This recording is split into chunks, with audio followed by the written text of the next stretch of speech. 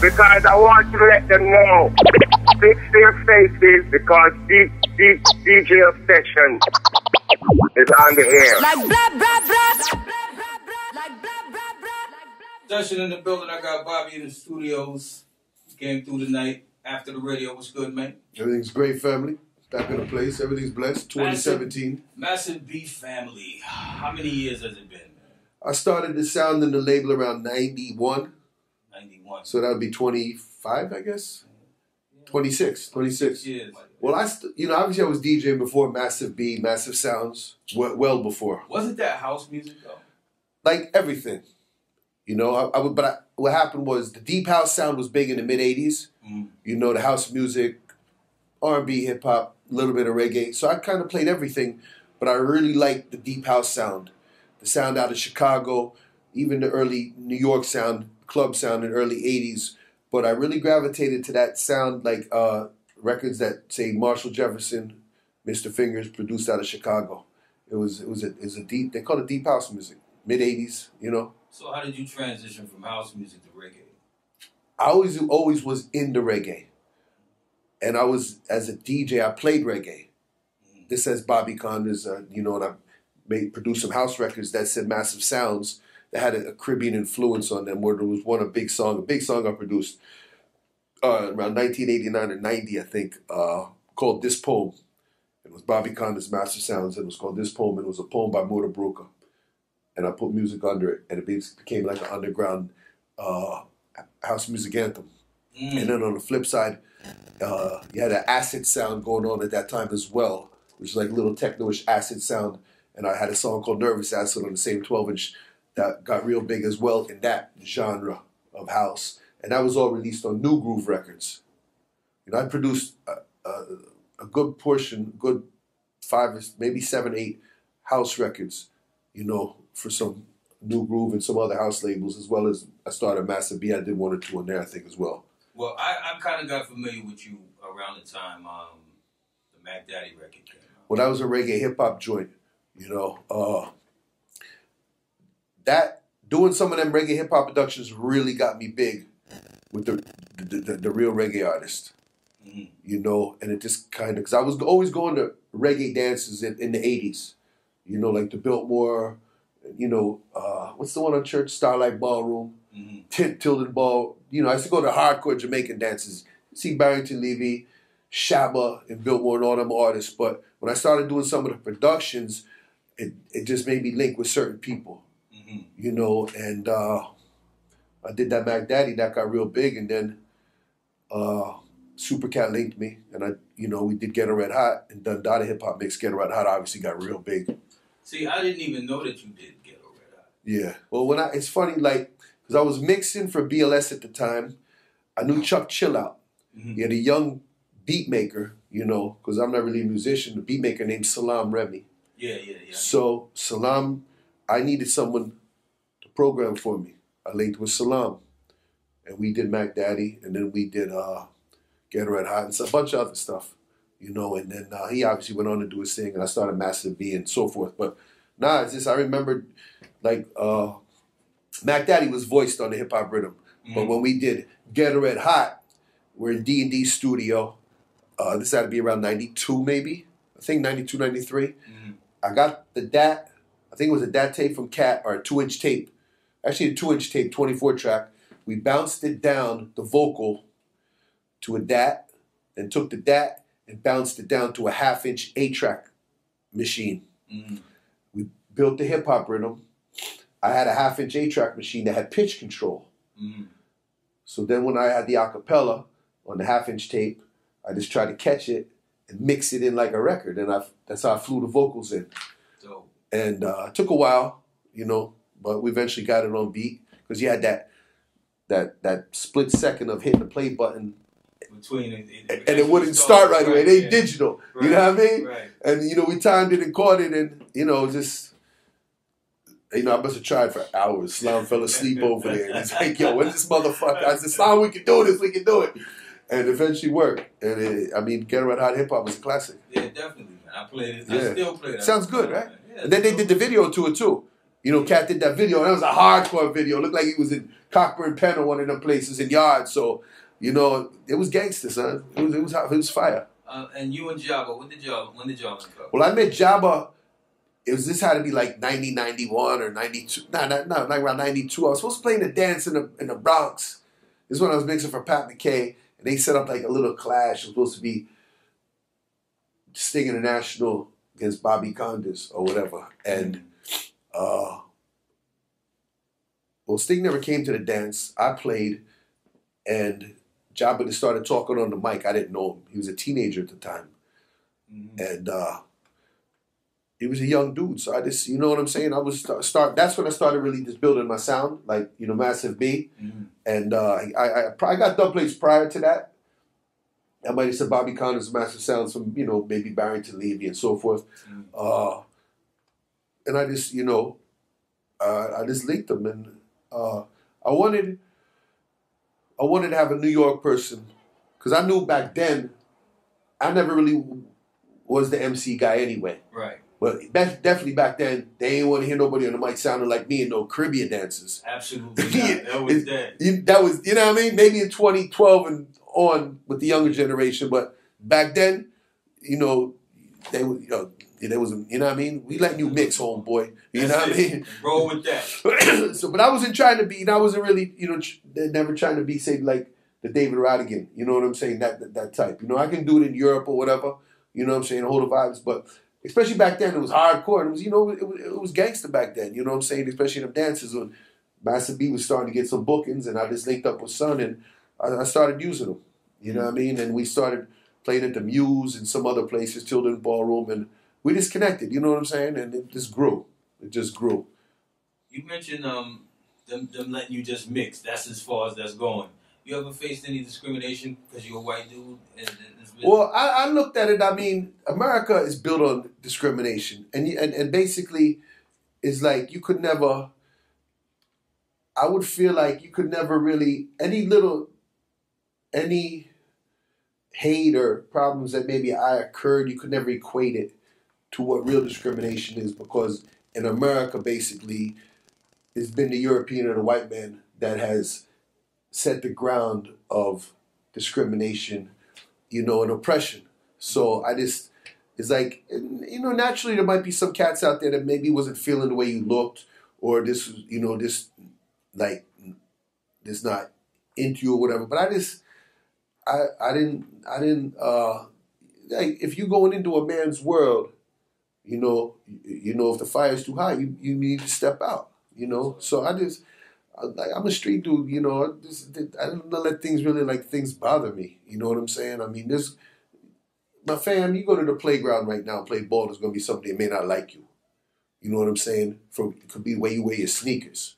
You know what I mean? So, I mean, I grew up where a lot of times I was the only person that looked like me. I didn't let that affect me. Back in the 90s, you had New York that had their own vibe in terms of reggae artists like Red Fox, Screechy, Shaggy, Rayvon, Mr. Easy. Everybody kind of had a vibe up here. Like, they wasn't really looking to Jamaica immediately for what was going on. Like, it was kind of sustainable. Like, New York was supporting New York. Yeah. What happened? Well, I think also these were people that might have been born or first generation Jamaican, or Caribbean, that they just gravitated artistically at their form of music. Mm. And then there became a market for it. You know what I'm saying? That's when records were selling and being pressed. Right. So producers, you know, naturally, local producers or even yard producers that moved up here or whatever, this would start voicing some local talent. And there became that market where, you know, some of the artists made some good music and, you know, got booked for shows. And obviously, like, one of the biggest pop artists in the world built his name in Brooklyn was Shaggy, and still doing it. And then you obviously had Mr. Easy and Red Fox and Mikey Jarrett and Screechy Don and Baja Jed. You know, and then when you had Supercat come up here and set up shop, Wild Apache label, And then, you know, with Bora was here for a minute. You know what I mean? You had strong artists. You had a strong hardcore network, and then the younger generation of them artists. You know what I'm saying? That were influenced by the big artists.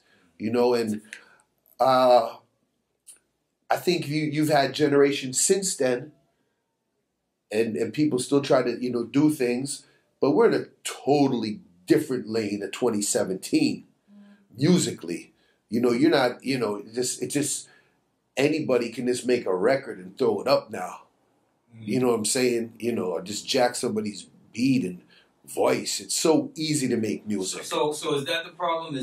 Was the accessibility? Was that the thing that killed the business in a sense? Well, I think like you went from records to CDs to computers, and it's just a progression. Now, to me, I'm an older guy. That progression may not have been the best progression for me, because when I started my label, I was voicing. I would go to Jamaica, and it was hard for me to get some of the top artists to voice on my label. But Bounty Killer voiced for me in '95, and we did Suicide Murder, and it became a #1 record. I remixed it with J. Rue the Damager, who was popping back in Brooklyn. And, you know, I sold a lot of records out of my Pathfinder. You know what I'm saying? And then I would just release, and I would voice still artists that would work with me. So, like, I did something, you know, following the footsteps of Shelly, Witty, Ja Life, Philip Smart. I just was producing, had my studio up the block at St. James and DeKalb, put the mic in the kitchen. I went to Jamaica and pressed 12 inches first and then 7-inch 45s in Jamaica, in Pennsylvania, in Tennessee, and just started hustling records. You know, from putting, like, the first set of artists I voiced was Half Pint, Nicodemus, Ina Kamosi, in like 92. And then, you know, even Shaggy and Red Fox and Burrow and Bounty and Anthony, all the artists, Elephant Man, everybody. So there was a market for a producer where, as me, I could distribute my stuff locally and all the mom and pops. And then I found out not only I didn't have to, like, I was going to Jamaica so much, spending money and promoting Massive B, that I realized that sometimes I'm going to leave the island and that's the love is going to stop as soon as I leave Jamaica. But I realized globally the music I was producing with the set of artists I was using, and I was doing a lot of, say, foundation type rhythms. And I realized, well, maybe they're not playing in Brooklyn. They may not be playing in Jamaica. But then I found out there was a market in Japan and all over Europe where these people were buying Massive B records. And they had Massive B, the label, like a Bobby Digital, like a King Jammies, like a Penthouse. Yeah, it was true. And, I mean, because even, say, younger selectors would be like, boy, why you have Ice Burrow and them set of artists? And I'm like, globally, Burrow's selling more 7-inch 45s to me than some of the top artists out of Jamaica. Right. I don't even call names. Right, you know what I'm saying? So I would have a rhythm with a Burrow and a Sizzler and a Bounty Killer and a TOK or whatever. You know what I'm saying? Right. And then on a rubber dub rhythm, I would go find Nicodemus, because me and Nicodemus was brethren. You know what I'm saying? He'd come hang with me all the time up the block. King Kong, because I was a fan of the tenor saw style. Right. Chronicle, when I did it on the sick rhythm, My God, I heard it on the dub plate. Well, I said, wow, he sounds like a Barrington Levy. And he says, like, my sound is the greatest, it is the greatest. I said, well, let's change it into a God lyrics. And we voiced it like in 94 in the sick rhythm. My God is the greatest. Yeah, voiced the Junior Reed studio, mixed right up the block. You know what I'm saying? Mm-hmm. So I just found a network, like a market in something that I love doing, the producing music. And it worked for me. And I was just working with artists, young artists in Jamaica. Yankee B wound up getting a record deal or whatever. You know what I'm saying? And, didn't he turn Christian? Well, he did turn Christian, yeah. But after his deal and so forth. But yeah, I just really like I'm a music nerd almost. You know what I'm saying? Like, I could listen to Gil Scott-Heron, Third World, Studio One, Patsy Cline, Stylistic, Shy Lights. Right. I love music. You know what I'm saying? So I just found a niche that worked for me, and it worked so well for, like, I mean, the label's 6 years now, but I mean, records were selling good for me for damn near 15, 18 years. Right. You know, and, you know, New York, Brooklyn, I held it down, son. You know what I'm saying? I held New York down. It's true, because I was in Europe. I'm probably one of the few Brooklyn selectors that got that taste outside of people like yourself to go to Europe. We was touching Europe from 93, 94. And talking to promoters over there, they was asking me who else could I bring to put some shows together. And when I was running off like the top names from over here, they didn't know anybody. They knew you. Well, what helped Massive B was my mixtapes and my records. Because even Morgan Harris came back one year and said, "Yo, Bobby, you have a record we did for you. We didn't even know. I never played in Jamaica on the dub organizer rhythm or something. You know, one of them rhythm, there were foundation rhythms, and was playing big in Italy." So why do you think the music changed so much that you're hearing out of Jamaica now? Like, I mean, you don't. It sounds almost like a fusion of. I think the last 8 to 9 years really that happened, and I think obviously, if you know, people has gotten older. So the people that were 20 or 30, people who are 30 or 40, everyone's partying less. You have younger generations. So now in Jamaica, you got the 20 to 25-year-olds producing the music, basically, right? 30 and under, whatever. They're not as influenced by the 70s or 80s or even early 90s. You know what I'm saying? Their influence is maybe more Gaza Gully. Foundation to them would be Bounty Killer and Beanie Man. It would not be Dennis Brown. They would respect it, but that's like grandma's music. It's not even mommy's music. Right. Mommy's music was 90s of Bounty and Beanie. So music is youth driven. So the younger producers in Jamaica, they're going to take it where they take it. Then with the digital world, it's became less band oriented, less, you know, it's just one dude with, like right here, you got it all right here, you know, and one dude, and then it became, you needed less money. You just got your little computers hook up. You don't even need to press records no more.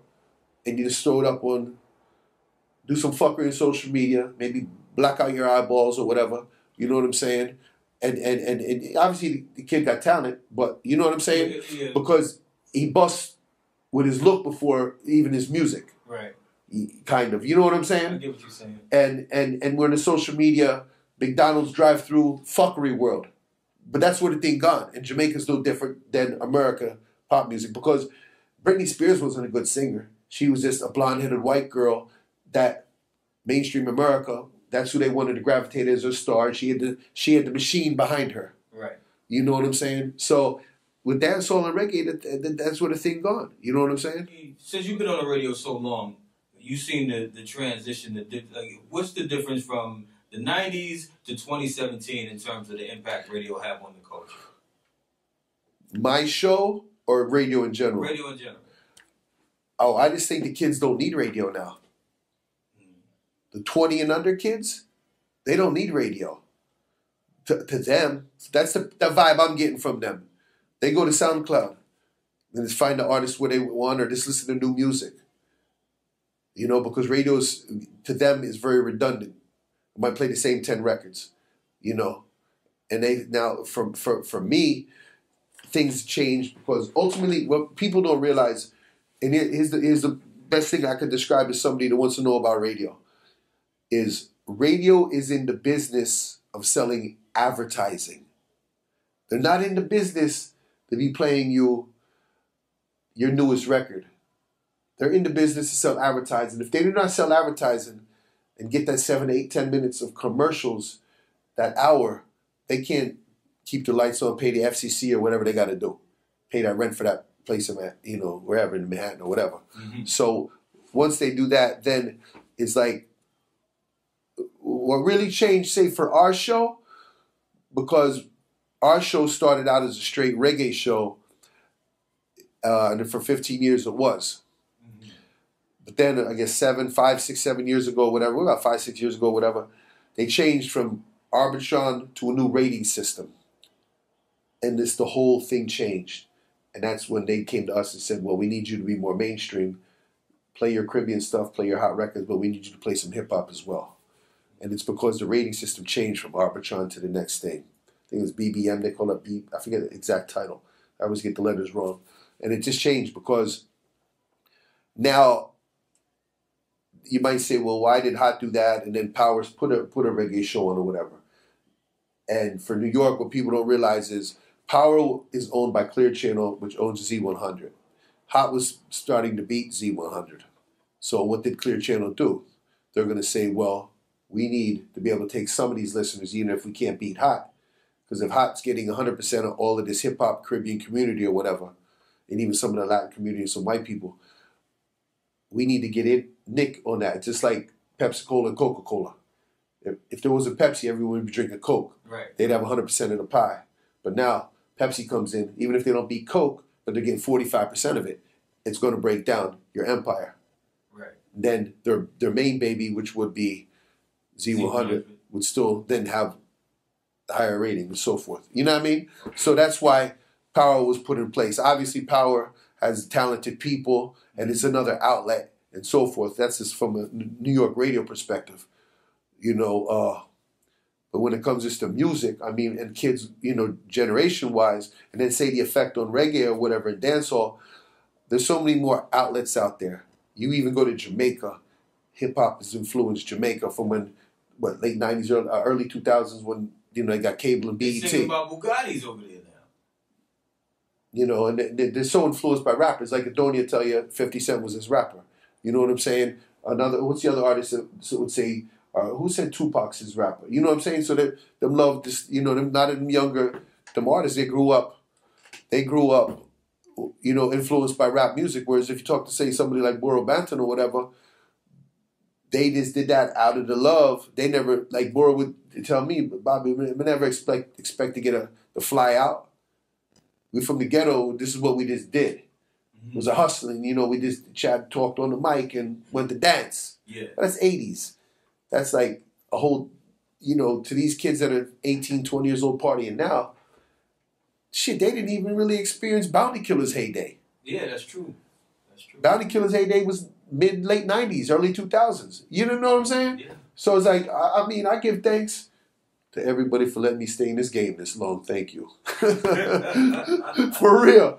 Because, and the one thing I would just say is DJs, you want longevity, identify your crowd and move with the times.